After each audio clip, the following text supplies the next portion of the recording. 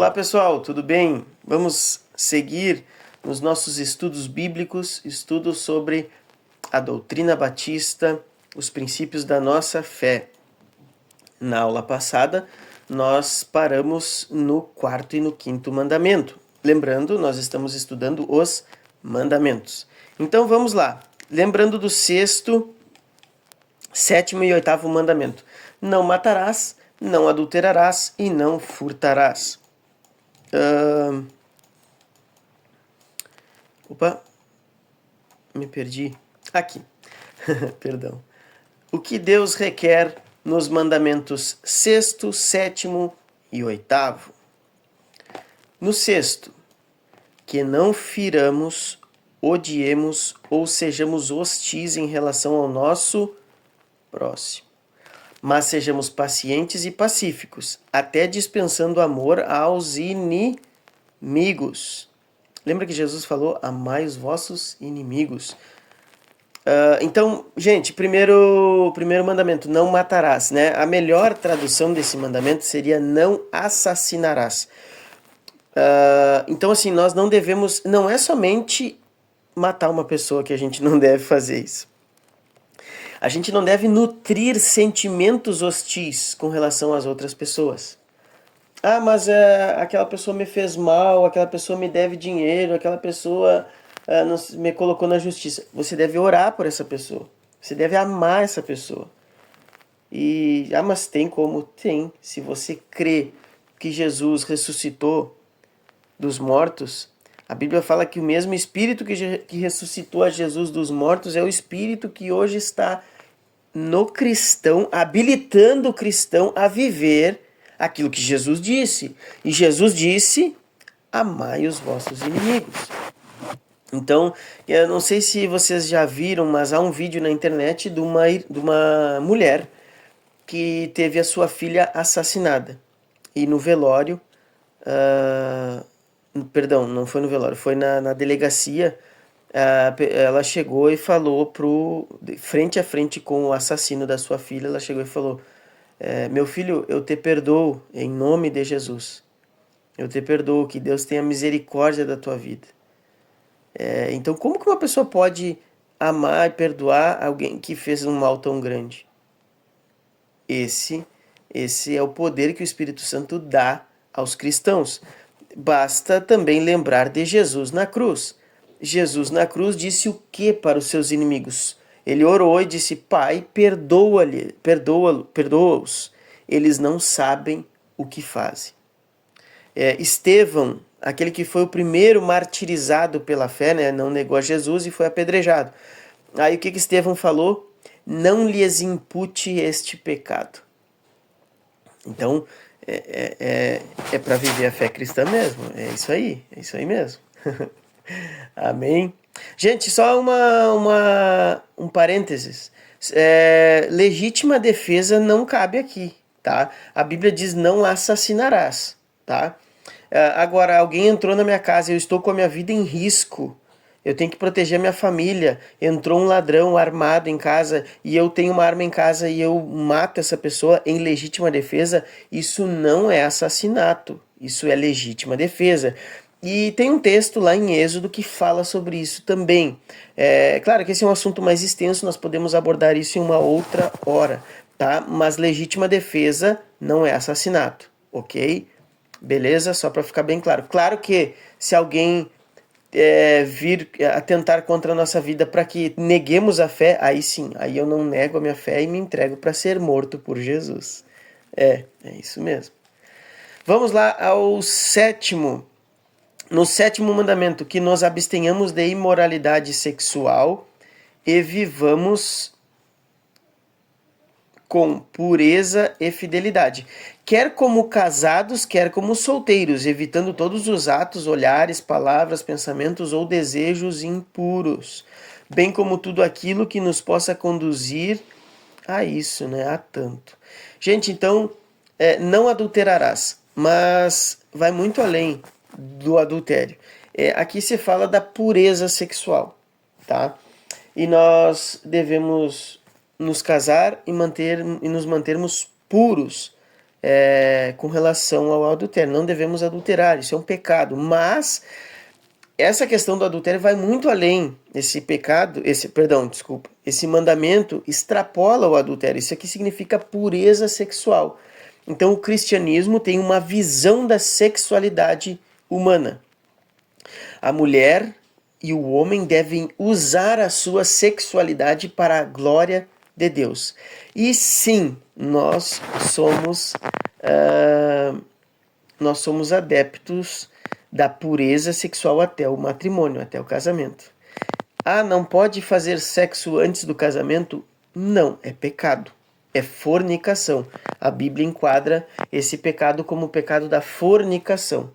Então, o ato sexual é um ato tão simbólico, é a entrega de um homem e de uma mulher, um se entregando ao outro, abrindo sua intimidade um para o outro. Então isso deve ser feito num contexto de compromisso, comunhão, intimidade e comunhão de vida. E onde que acontece isso? No matrimônio, no casamento. Então o casamento te habilita a você utilizar a sua sexualidade. Claro, tem mais coisas que poderíamos falar sobre a pureza sexual, né? A questão da cobiça, a questão da pornografia, tudo isso são pecados sexuais. Nós devemos nos abster disso, nos mantermos puros, né? A questão do olhar, enfim, é difícil? Não é fácil, mas nós estamos aqui para lutar contra a nossa natureza carnal, fazer guerra contra o nosso eu, contra a nossa carne, para vivermos pelo Espírito. Ok? Ficou bem claro esse mandamento? Como eu falei, há mais para se falar sobre isso, tá? Mas, por hora, fica esse ensinamento. E no 8º mandamento, que não tomemos sem permissão aquilo que pertence a outra pessoa, nem deixemos de dar qualquer bem a quem possamos beneficiar. Então, gente, não roubar, não furtar, né? Não tomar de alguém alguma coisa que não é nossa, tá? No trabalho, devemos tomar cuidado no trabalho, não se apossar de nada indevidamente. Os empréstimos, né? Devemos honrar. Se pegamos emprestado alguma coisa, devolver, né? Enfim, com relação a essa questão, né? Não furtar. Vamos lá. Tá. Lembrando Romanos 13:9 aqui. Com efeito, não cometerás adultério, não matarás, não furtarás, não darás falso testemunho, não cobiçarás. E se algum outro mandamento e se há algum outro mandamento, tudo nesta palavra se resume a: amarás o teu próximo como a ti mesmo. Lembra que no início, na primeira aula do nosso amor, nós falamos sobre amar a Deus e amar ao próximo. Então esses mandamentos agora, né? Não adulterarás, não matarás, não furtarás e tal. Esses são mandamentos que me ajudam a amar o próximo. Ok? 44. O que Deus requer no 9º e no 10º mandamentos? No 9º, que não mintamos ou enganemos, mas falemos a verdade com amor. Gente, então não dirás falso testemunho. Não mentir. Não mentir. Não mentir. Sejamos íntegros. A pessoa que mente, ela faz um esforço imenso para viver. E uma hora ela cai, uma hora ela não vai. Gente, a mentira, neurologicamente falando, ela ativa outras áreas do cérebro. E já é comprovado que a pessoa que mente compulsivamente, uma hora ela se perde. Uma hora ela entra em choque com a realidade e ela vai cair. Mas não só por isso, isso é pecado. Não devemos fazer isso porque é pecado. Enfim, é um mau uso da vida. Não minta. Isso aqui é muito interessante, muito importante nós também ensinarmos aos nossos filhos, né? Principalmente na criação dos nossos filhos. Aqui com o Misael, eu criei uma regrinha com ele. Às vezes ele chega contando uma historinha e eu pergunto: calma aí, Misael, isso é ficção ou realidade? Porque daí eu falo para ele: meu filho, tu quiser imaginar as coisas, criar histórias, é legal, só que isso é ficção, né? E aí às vezes eu conto historinhas, eu falo a questão dos super-heróis, que são ficção. Então ele já sabe, às vezes ele mesmo chegou para mim esses dias: papai, o o Homem-Aranha é ficção ou realidade, né? Ah, eu queria que o Homem-Aranha fosse realidade, né? Então isso é bem interessante. Vamos lá. No 10º mandamento, né? Não cobiçarás. Esse mandamento é muito importante, gente. No 10º, que sejamos felizes, não invejamos ninguém nem nos ressintamos pelo que Deus tem dado a eles ou a nós. Gente, não cobiçar, o Francis Schaeffer vai falar que qualquer outro pecado que cometamos, nós vamos cometer junto a questão da cobiça.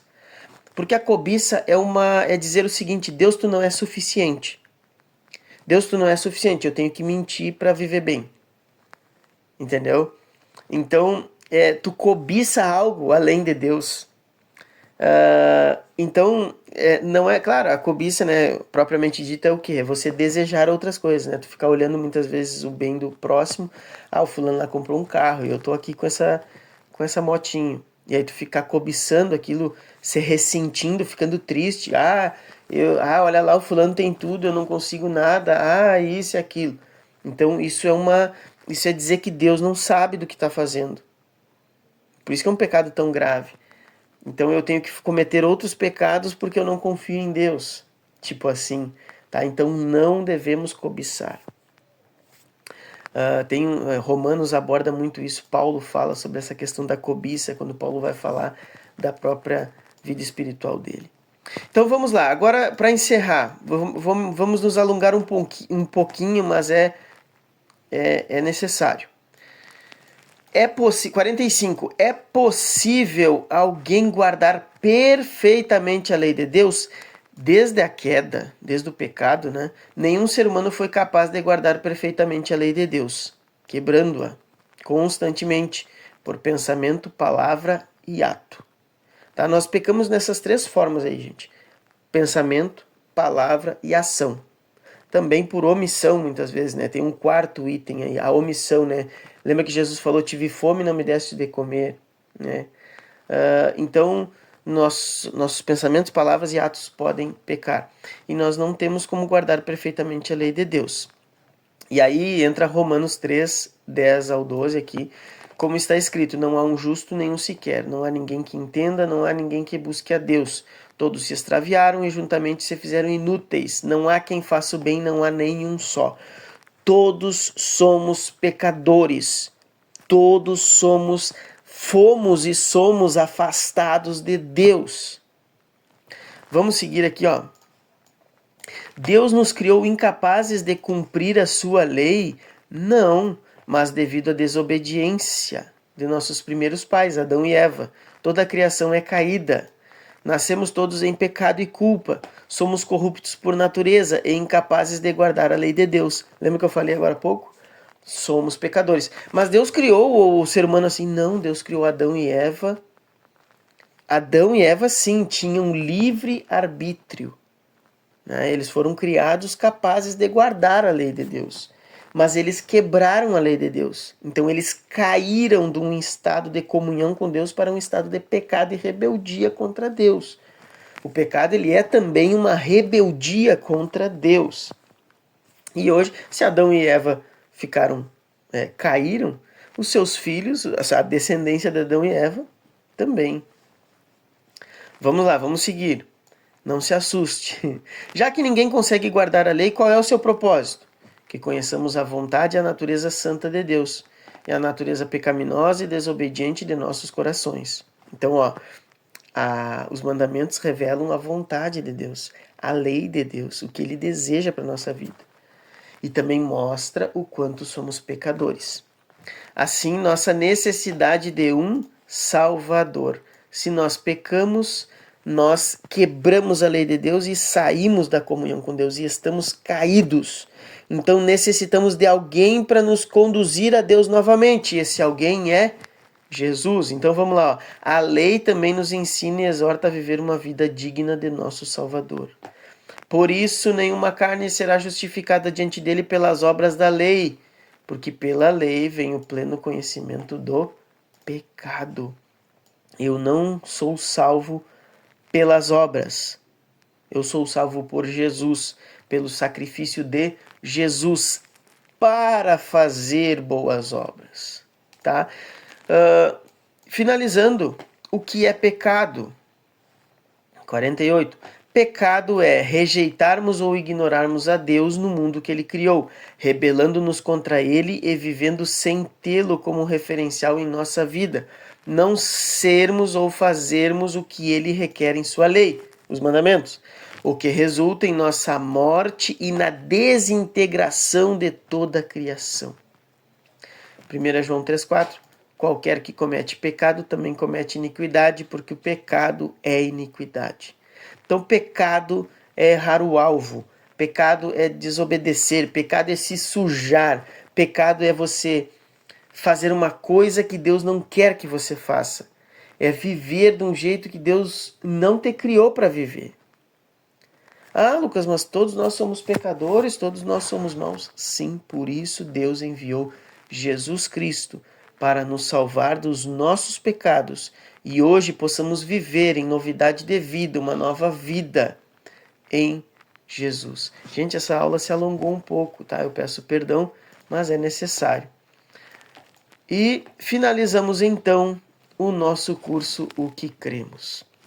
Foi uma longa jornada, mas ensinamentos valiosos e muito importantes. Eu espero que Deus tenha abençoado a sua vida e o seu entendimento, porque não devemos viver somente na emoção, devemos também viver com a razão. Emoção e razão andam juntas na fé. Ter fé em Cristo não é negar a razão e nem viver só na emoção.